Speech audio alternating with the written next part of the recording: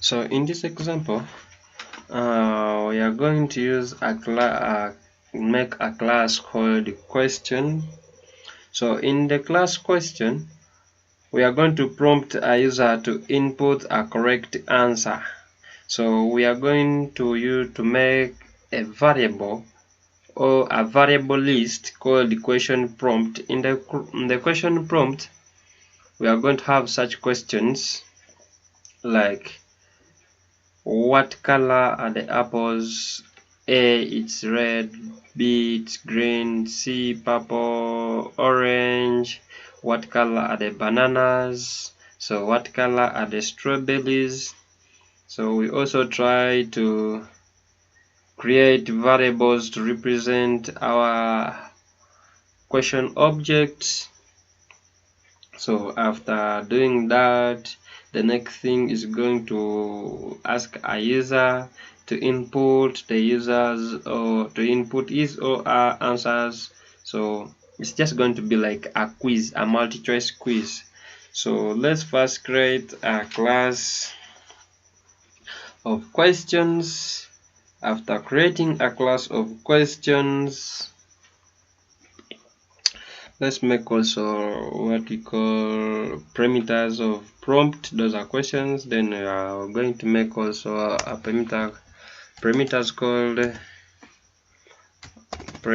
called don't forget is the int.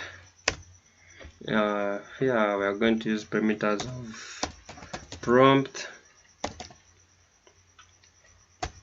So prompt also answers like this answers. So we call the functions, the parameter functions, the prompt is equal to the prompt. Also we call the answer dot answer. It's going to be equal to the answers. So after that, we make what they call object. So let's make a class object below this.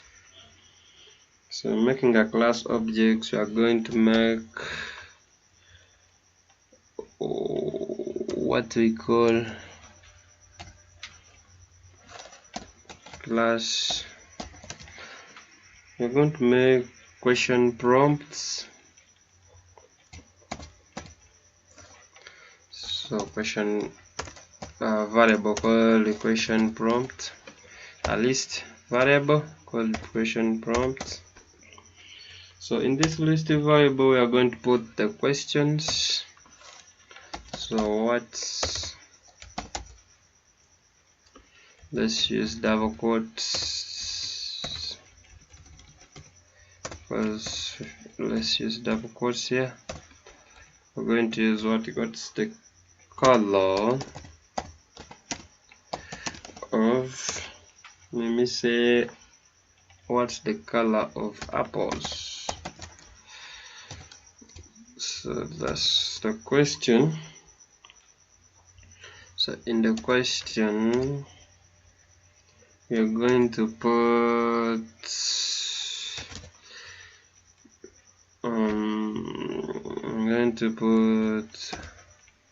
okay, I'll come back when I finish to do this. So we have made what we call a variable, which is going to contain the questions we are going to pass through in our object, class object. So we are going also to make a new variable to represent our question objects. Note that the object has question prompt. Okay, let's create our object. So this just was a variable which is going to contain our information which we are going to pass through the class object. So let's create the object. As you see this, let me say, as you see this, we have created a variable to contain the actual answers, the real information. This is what they call an object. So a variable object, a list variable object, which is going to contain the real answers of the question prompt we have passed above. So it's going to contain. So next thing we are going to do is to ask to prompt a user to input his own answers. If the answer is going to be wrong or right, so what we are going to do, we are going to first run what we call a test task of the quiz. So after making a variable which is going to contain our actual answers of the questions we have asked in the question prompt, so this is what they call an object. This is just a object variable, or a variable which is going to hold the questions. Then we made what we call objects. We have made a variable called the questions in small letters, which is going to hold this is the real object, the class real object, which is going to hold the real answers of the question plus its own the real answer. So in doing so, we also defined a function which is going to prompt a user to ask a user to input his own answers. So in this question we called it what we call the test quiz. Is going to test. So in it we call this variable, the object variable called the questions, in as our perimeter. So also after calling our perimeter variable object, the object variable, so we also made a new variable called the score, which is going to store the answer or the scores. If one gets, let me say, out of 100, it gets about 2%, 5 questions, that's 5 over 100. So that's going to hold it, since that the user has not even entered or scored any question or got any question right. So the score is going to be equivalent to 0. So, and we also made a for loop so that we can run, so that our program can run all the questions, can display all the questions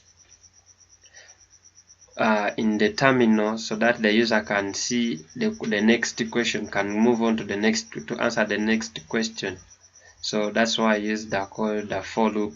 So we started about the for loops in the past tutorials. So if you didn't watch these tutorials, you should go back and watch them so far, and you get more and try to recall how to use the for loop. So we made a for loop question in questions. So also we have made a variable called the answer, which is going to hold the answers of the question the user is going to input.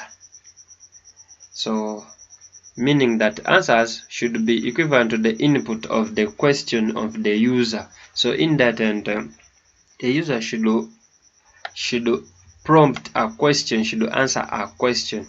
So this is just like these questions here. It's going to answer these questions. So if the answer of the user, this is like the answer of the user, is equivalent to the answer of the object, is equivalent to this answer A, B, C. This A is equivalent to A, is equivalent to C, is equivalent to B, is equivalent to those, to one of that answer, you'll get 1 mark or 1 score. If it gets it right, it's going to add 1 score, 1 to the score he has already got. So if because at the beginning the user has not input any question or has not got the question right, is 0. Then if he gets 1 question, it means that So the user will get 1 score. If he against the presses enter and answers the second question, if he gets it right, the user will be added also another score. 1 plus 1 is going to get to 2. So the question will go on increasing by 1, because he will be answering one question per time. So after that, we'll also tell our code that if the user if you get a score at the end of when you have finished the question, you will, let me see, you will also be our program will give the result that you have got. Let me say 1/2 questions, you have passed 1 question over 2, or you have passed 3 questions, or you have passed all the questions. So this is like print, you have got the string score. This is the number of the score the user is going to get out of the number of the questions, out of the number of the questions. So after that we also call a function. You know, when we deal with function, we call what we call function. So we have to call the function with an argument self, with an argument question.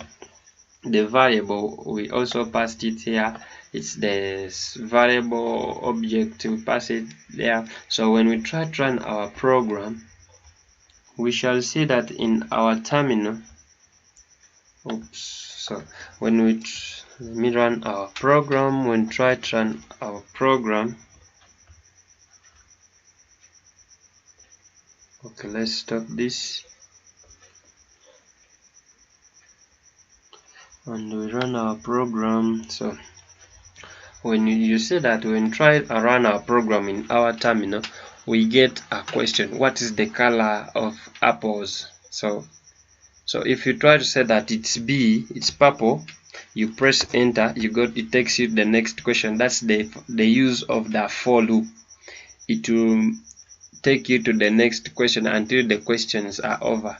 It will loop through the questions throughout. So if you say bananas are, let me say A, you press enter, strawberries are red, you press enter, our program will prompt us that you have got 1/3 questions. One of the 3 questions, you have got one of them. So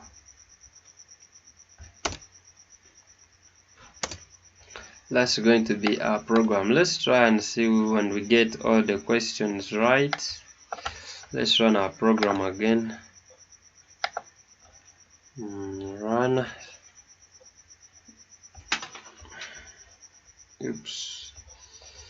Let's go to the terminal. Let's run our program. So the question, apples are red, green. Let's get the questions right. Oops. Then bananas are what? What's the color of banana? Let's call it C. And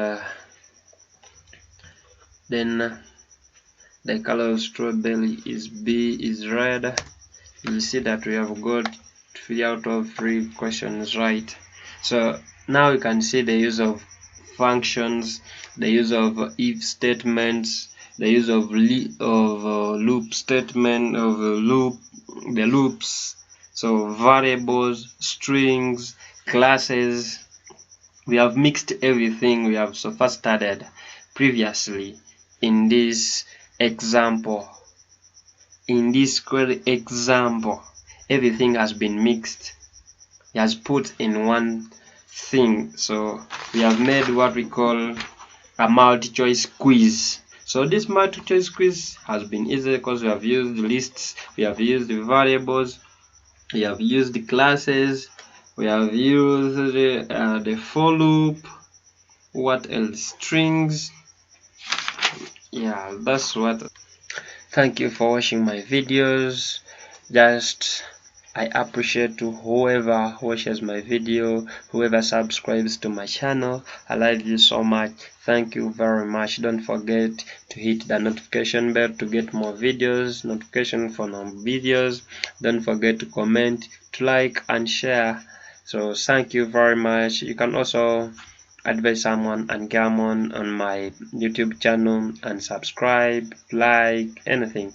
So thank you very much. God bless you.